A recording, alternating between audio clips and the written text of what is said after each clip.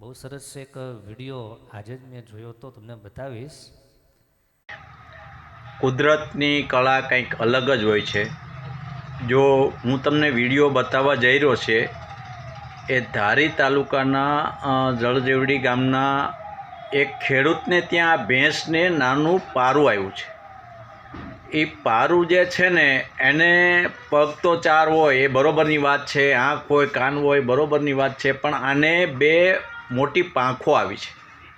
આ જોઈને સૌ કોઈ સગબંધ થઈ ગયા છે અને ગામની અંદર વાતાવરણ સવાઈ ગયું છે કે આ ભેંસની જે પારું આવ્યું છે ને બે પાંખો છે, મોટું પક્ષી હોય એવા પાંખો છે. જુઓ તો ખરા યાર, કુદરતની કેવી કરામત છે. કુદરત જે ધારે ને એ કરી શકે, બાકી કોઈની તાકાત નથી. પણ હવે એવું લાગ્યું છે કે કળિયુગના એંધાણ નજીક આવી ગયા છે અને ઘોર કળિયુગ આવી ગયો છે, નહીંતર આવું ના બને.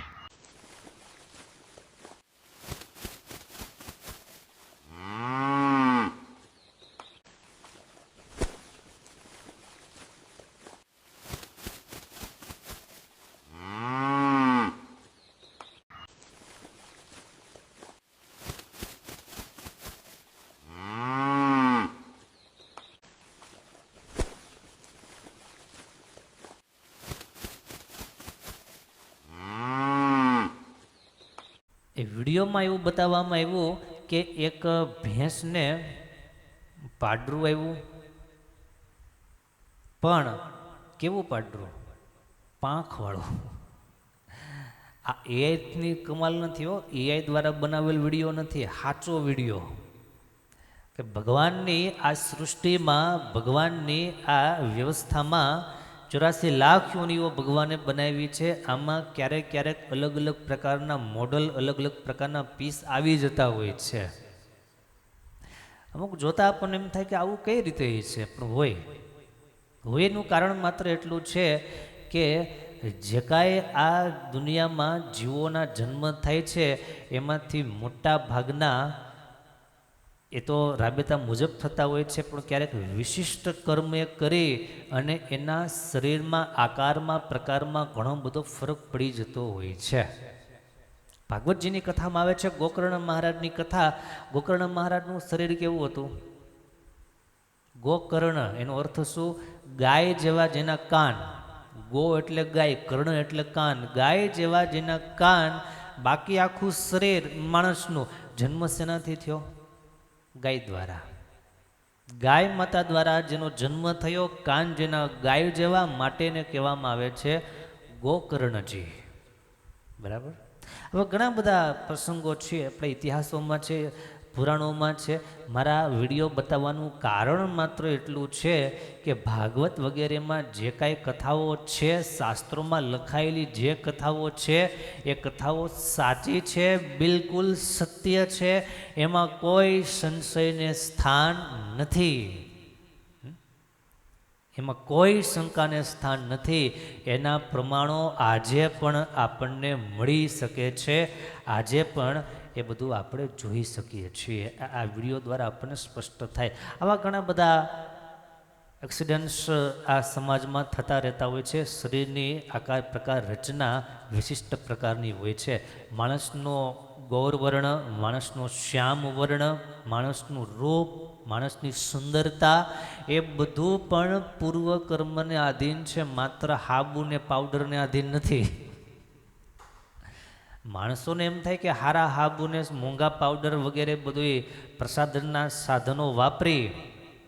પ્રસાધનો વાપરી અને આપણે રૂડા રૂપાળા થઈ જઈએ, પણ એ કાંઈ કાયમી સુંદરતા નથી. ઓરિજિનલ જે સુંદરતા, જે નેચરલ જે બ્યુટી છે એ પોતાના કર્મને આધીન છે. કર્મને આધીને કારણે જ કુરૂપ, રૂપ, સુંદરતા અને કુરૂપતા એ બધું જીવને પ્રાપ્ત થાય છે. માટે સારા કર્મ કરીએ તો આવતો જન્મ તો જો આપણે લેવો, પણ જેને લેવો હોય, જેને આવતો જન્મ હજી પ્રાપ્ત કરવો હોય, એમને માટે ખાસ જેવા કર્મ કરીએ તો એ પ્રમાણે રૂપ અને કુરૂપ પ્રાપ્ત થાય. આપણે વિશેષમાં વિસ્તૃત વાત ક્યારેક આપણે સાંભળશું, પણ આજની કથામાં આટલી વાત એક ખાસ સમજીએ કે ભાગવત વગેરેમાં જે કથાઓ છે, કથાઓ બિલકુલ સટીક છે, સાચી છે અને યોગ્ય છે. ભગવાનની વાત, એક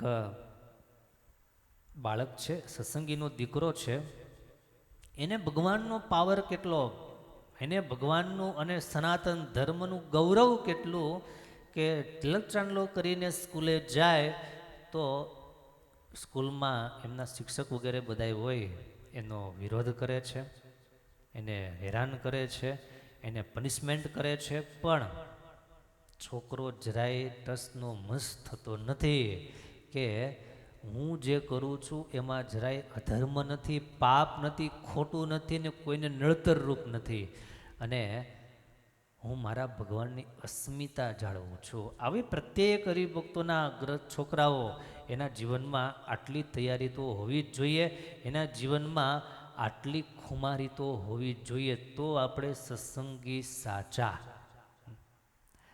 ભગવાન એવી